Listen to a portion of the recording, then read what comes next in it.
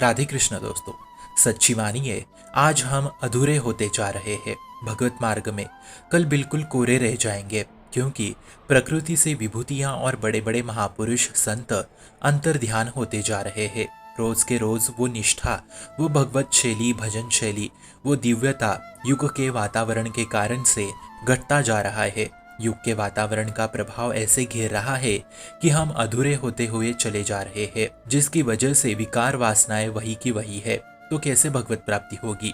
इसलिए आपके जीवन में महापुरुषों का साथ होना बेहद बेहद महत्वपूर्ण माना गया है। वाणिज्य पुराणों में तो सब लिखा है, परंतु उनकी भाषा हमें तभी समझ आएगी जब संत महापुरुष जीवन में हो।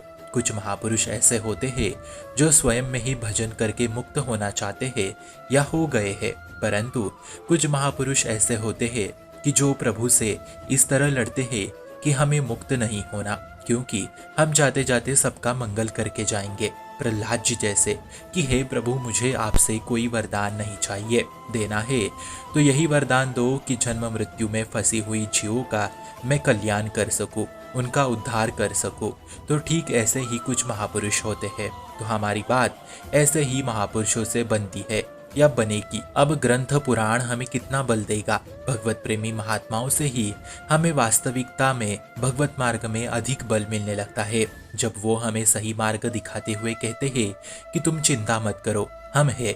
तभी शिष्य के हर एक पाप को गुरु को भोगना पड़ता है। तब हमें ऐसा लगता है कि हाँ, अब हम आसानी से इस मार्ग पे चलकर भगवत प्राप्ति हो सकते हैं। तो ऐसा तभी होता है जब जीवन में महापुरुष गुरु का साथ होता है, अन्यथा भजन मार्ग में जो चाहिए होता है वो बल प्राप्त होता नहीं। फिर युग के वातावरण के प्रभाव से जो बचा कुचा भाव था वो भी नष्ट होने लगते हैं। पर जब महापुरुषों का, गुरुओं का साथ हो तो आपका भरण पोषण, आपकी सुरक्षा, आपकी भगवत प्राप्ति उन्हीं की कृपा से हो जाएगी।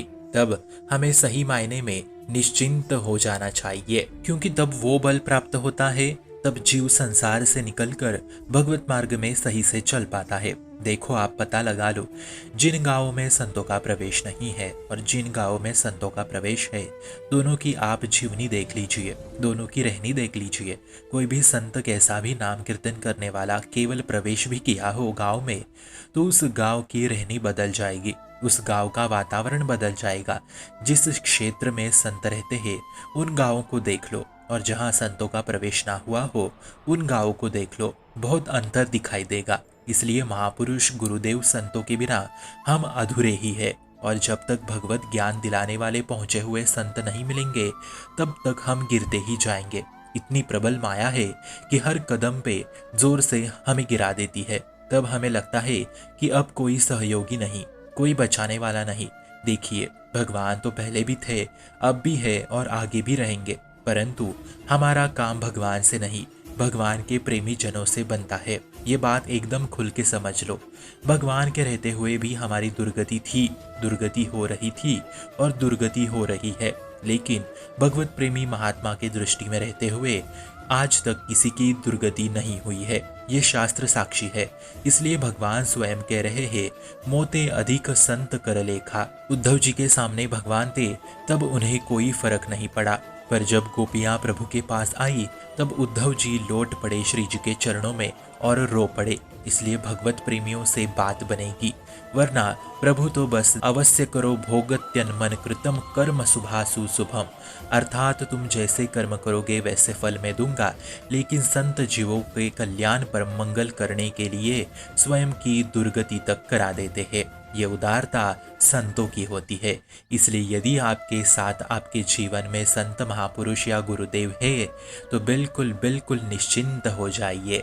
शुभम भवतु कल्याणमोस्तु। भक्ति का प्रसार करने हेतु इस चैनल को अपने मित्र और परिवार संग शेयर जरूर करें और भक्ति दृढ़ करने हेतु इस चैनल को सब्सक्राइब करना ना भूले। राधे राधे।